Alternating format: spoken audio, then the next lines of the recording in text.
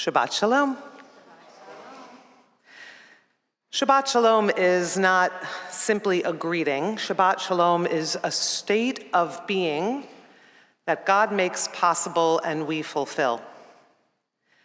Shabbat offers a welcome relief from the challenges and even the horrors that we face daily. But Shabbat is not meant to be a temporary retreat, a turning away.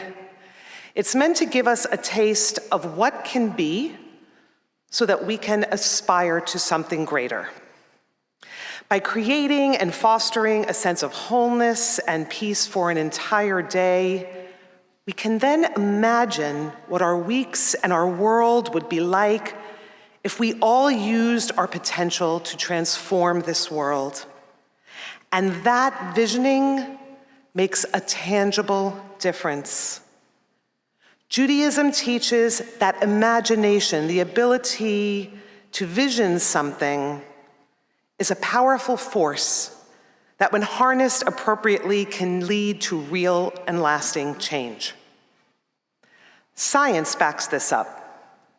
My daughter, who is a student of human development, has introduced me to the study of brain plasticity. Brain plasticity is the process of how lived experiences actually lead to structural and functional changes in the brain.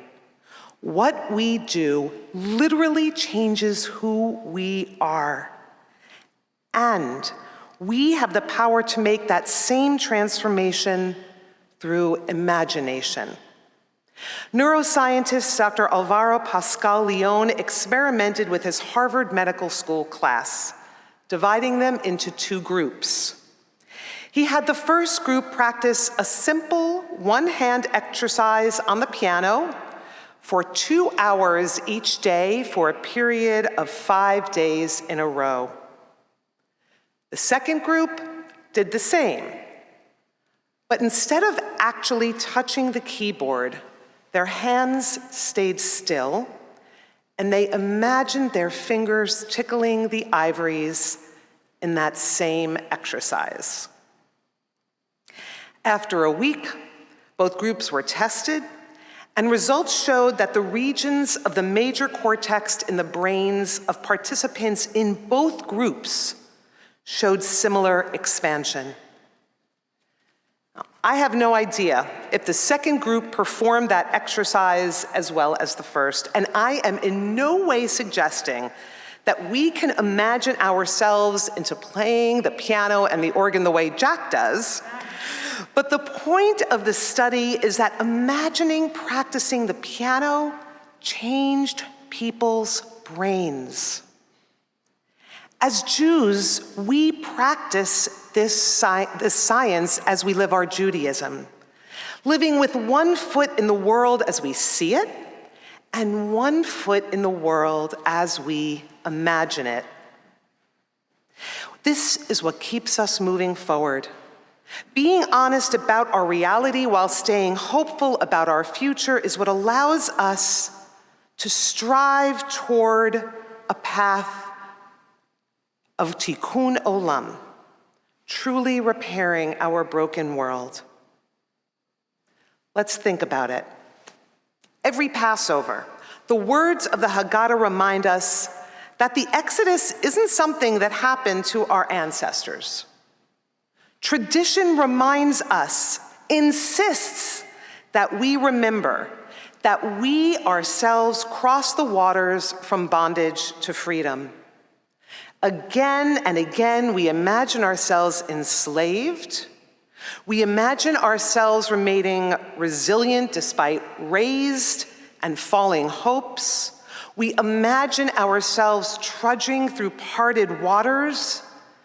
And we imagine ourselves tasting the sweetness of freedom for the first time. Again and again, we experience it anew. Why are we directed to do this? Because this repeated imagining leads us to savor this precious gift, teaches us to value it, and inspires us to work so that all people will know true liberation. Let's think about where we are now in the Jewish calendar. Elul is approaching. Every year, we come to the high holidays fearfully facing our mortality. Every year, we imagine God inscribing our names in the book of life. Every year, we envision how we might live better lives with the purpose of becoming that truer version of ourselves. And of course, where we are right now, Shabbat.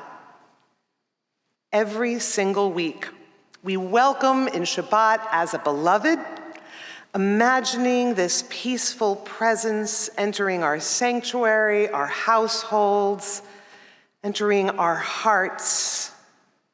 This draws us toward a sense of wholeness and completeness. When we perform Havdalah at Shabbat's end, we use our senses of smell and sight and taste to help us imagine carrying the sweetness that we have created during Shabbat, this sacred time, into the ordinary time of the week ahead. And as we extend these pathways of Shabbat into ordinary time, we literally have made changes in ourselves and are making change in the world around us. Practicing imagination is a part of our prayer, a part of our ritual, and an essential part of our study. The Torah is a seed that has flourished into a dynamic, ever-growing orchard of Jewish sacred literature with the words on that scroll that Rabbi Sarah chanted for us so beautifully, blossoming into enormous volumes of teachings, continuing to be discussed and written and lived, growing and growing. The water feeding this vital growth is known as the rabbinic imagination. Generations of sages and scholars and students like ourselves extend the wisdom of black ink on white parchment using pathways of imagination. The precise words of Torah that we chant were never meant to be understood literally. They exist as a form of holy art, coming alive through interpretation and reinterpretation, always in the direction of holiness, always using the power of imagination that every individual brings. And that is a relief, because some of the words in that scroll in black and white, when encountered without imagination, reflect the world as it is, as we often experience it in our day-to-day, plagued by horror. If we read these words without the lens of imagination, they may do the opposite of their purpose, pushing us away from God and Torah rather than drawing us closer. A passage in Matot, the first of this week's double portion, is a good example. It is a horrifyingly violent piece of text, detailing how Moses, energized by vengeance and fury, leads the Israelites in punishing the Midianite tribe by slaughtering every male Midianite, most Midianite women. It is a bloodthirsty, horrifying piece of text.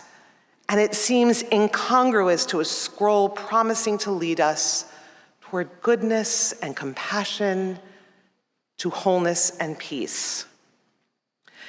The Ishbitzer Rebbe, an early Hasidic sage, used the tool of rabbinic imagination to see deeper into this text and discovered something very interesting.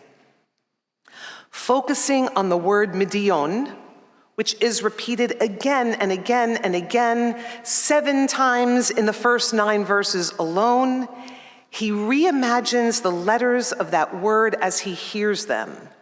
Midian, Midian, Midian, Midian becomes Dimion, Dimion, Dimion, Dimion.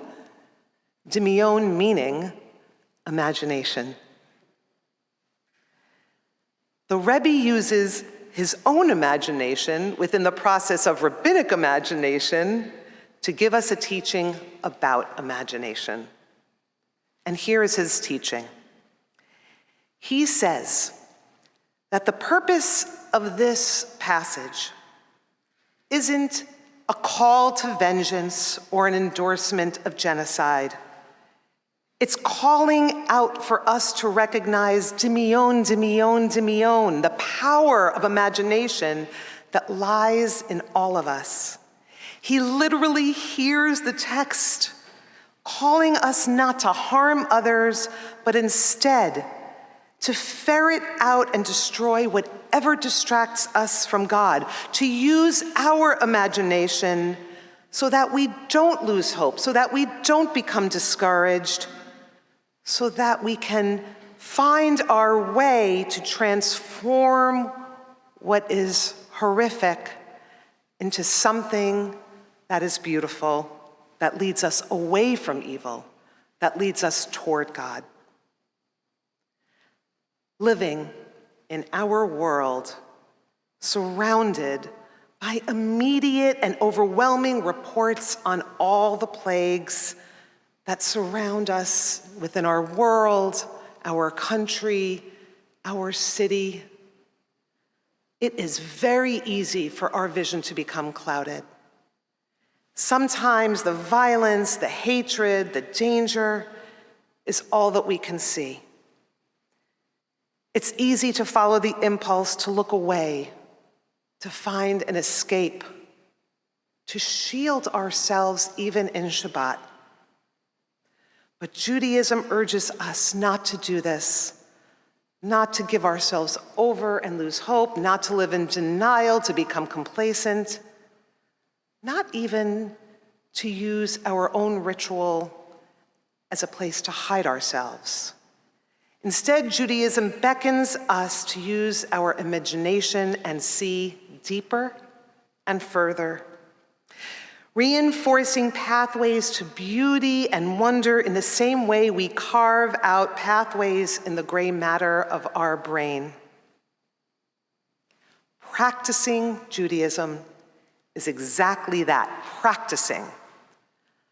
Like the art of playing the piano, it is an ongoing commitment to a slow process of optimistic repetition. Dr. Pascal Leon had his students practice a simple exercise that took less than a minute for 2 hours, 5 days in a row. That is more than 2,500 repetitions. We need to think of our imagination like a spiritual muscle and exercise it, practice it. Today, we have not only imagined the peace of Shabbat, together we are cultivating this haven of wholeness. It's real, it's tangible, and we will emerge from our prayer and our ritual and our study today changed. And that will make a difference for ourselves, and that will make a difference for others. Science and spirituality are languages expressing what is already happening. In celebrating Shabbat and so much other Jewish ritual and so much other Jewish practice, we envision a better world. And in doing so, we elevate ourselves and all creation to the beauty that is promised and possible. May we always continue to imagine together. Amen.